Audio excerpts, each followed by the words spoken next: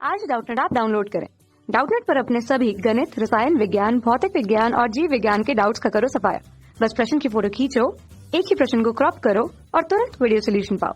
अभी डाउनलोड करें। Hello friends, हमारा क्वेश्चन है व्याख्या करें कि पारदर्शक माध्यमों में प्रकाश की चाल का मापन प्रकाश के तरंग और कण मॉडलों में भेद कैसे करता है। ओके, क्वेश्चन को हम समझते हैं। तो मान लेते हैं हमारा यहाँ पे ये कोई हमारा ये दो माध्यम को पृथक करने वाला ये कोई हमारी सरफेस है, सतह है। ओके, तो यहाँ पे हमारा क्या है, यहाँ पे हमारी ऊपर हमारी क्या है, हवा है, और नीचे हमारा कोई पारदर्शक माध्यम है। तो या तो ये जल भी हो सकता है, जल भी हमारा एक पारदर्शक माध्यम होता है, और हमारा कांच भी हो सकता है। तो हमें ये बताना है कि जब हमारी प्रकाश की किरण किसी पारदर्शक माध्यम में प्रवेश करती है तो चाल का मापन करके हमें बताना है कि प्रकाश के तरंग और कण मॉडलों में कैसे भेद करेंगे, हमें ये बताना है। ओके, तो हमारा जब प्रकाश की किरण हमारी यहाँ से आके इस सतह पर टकराती है, और इसके बाद क्या होता है कि हमारा यहाँ पे क्या होता है, हमारा इस पॉइंट पर हमारा क्या होता है, यहाँ पे हमारा अविलंब होता है। ओके, ये हमारा क्या होता है, अविलंब होता है। और प्रकाश की किरणें जब यहाँ पे आके टकराती है तो क्या होता है कि हमें क्या बताना है कि हमारा ये जब पारदर्शक माध्यम में प्रवेश करती है तो प्रकाश की चाल के मापन के बेसिस पे बताना है तरंग और कण के मॉडल में हम कैसे भेद करेंगे। तो जो हमारा कण का मॉडल था, ओके, सबसे पहले हम देखते हैं हमारा कण के मॉडल के अकॉर्डिंग प्रकाश की चाल को कैसे डिफाइन किया गया था। कण का जो मॉडल था ये न्यूटन के द्वारा दिया गया था। इसे हम न्यूटन का कणिका सिद्धांत भी बोलते हैं। तो इसमें क्या होता है कि जब प्रकाश की किरण किसी पारदर्शक माध्यम में प्रवेश करती है तो क्या होता है कि हमारा यहाँ पे जो पारदर्शक माध्यम होते हैं, अब न्यूटन ने क्या माना था कि प्रकाश हमारा एक कण की तरह बिहेव करता है और कण की तरह चलता है, और इसका जो द्रव्यमान होता है बहुत ही कम होता है, ये न्यूटन ने माना था।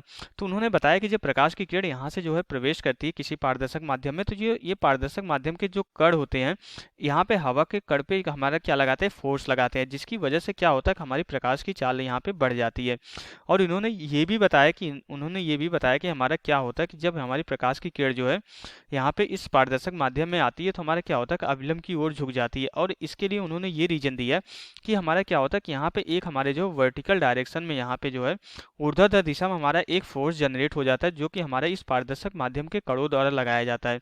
ओके, यहाँ पे और हमारा ये हमारा वर्टिकल हमारा एक ऊर्ध्वाधर दिशा में एक फोर्स जनरेट हो जाता है, जो हमारे इस पारदर्शक माध्यम के कणों द्वारा लगाया जाता है, जिससे कि हमारी प्रकाश की चाल अविलंब की ओर झुक जाती है। और यहाँ पे हमारा क्षैतिज दिशा में लगने वाला फोर्स होता है, यहाँ पे क्षैतिज दिशा में लगने वाला फोर्स बल हमारा क्या होता है, 0 होता है। तो ऊर्ध्वाधर दिशा में पारदर्शक माध्यमों के द्वारा बल लगाया जाता है, उसकी वजह से प्रकाश की चाल क्या होती है, इस पारदर्शक माध्यम में इंक्रीज हो जाती है, बढ़ जाती है। और ये हमारा क्या होता है कि हमारे अविलंब की ओर झुक जाती है, इसी बल की वजह से। ओके, और जब प्रकाश की किरण हमारी यहाँ पे यहाँ पे अविलंब की दिशा में आती है, जब प्रकाश की किरण सीधा निकल जाती है, तो उसके लिए उन्होंने ये एक्सप्लेन किया कि अब यहाँ पे हमारा कोई फोर्स नहीं लगता, क्योंकि हमारा सारे पार्टिकल्स होते हैं हमारे सब एक समान रूप से वितरित रहते हैं। तो हमारा नेट फोर्स होता है, हमारा तुल्य बल होता है, उस कंडीशन हमारा 0 हो जाता है, इसलिए हमारी प्रकाश की किरण हमारी विचलित नहीं होती है। ये न्यूटन के कणिका सिद्धांत था। इसके बेसिस पे इन्होंने बताया कि जब प्रकाश की किरण किसी पारदर्शक माध्यम जल या कांच में प्रवेश करती है तो वहाँ पे प्रकाश की चाल बढ़ जाती है। ओके, अब हम तरंग मॉडल के अकॉर्डिंग देखते हैं तरंग मॉडल हमारा किसके द्वारा दिया गया था, हमारा हाइगेंस के द्वारा दिया गया था। इसे हाइगेंस ने बताया कि हमारा प्रकाश की किरण तरंग के रूप में चलती है।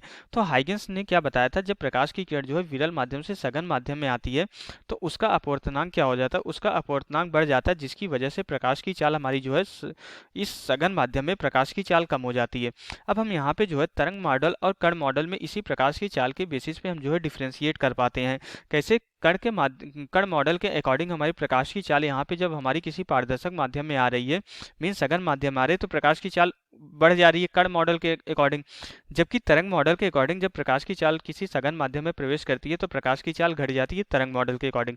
तो यहाँ पे इसी प्रकाश की चाल के बेसिस पे हम यहाँ पे डिफ्रेंशिएट कर पाते हैं कि हमारा तरंग मॉडल और कण मॉडल में हम यही भेद कर पाते हैं कि हमारा कण मॉडल के अकॉर्डिंग प्रकाश की चाल बढ़ जा रही है, लेकिन तरंग मॉडल के अकॉर्डिंग प्रकाश की चाल घट रही है जब वो पारदर्शक माध्यम में प्रवेश करती है। तो इसी के बेसिस पर हम दोनों मॉडलों में भेद कर सकते हैं। तो यहाँ से हमारा क्वेश्चन कंप्लीट हो जाता है। Okay, thank you.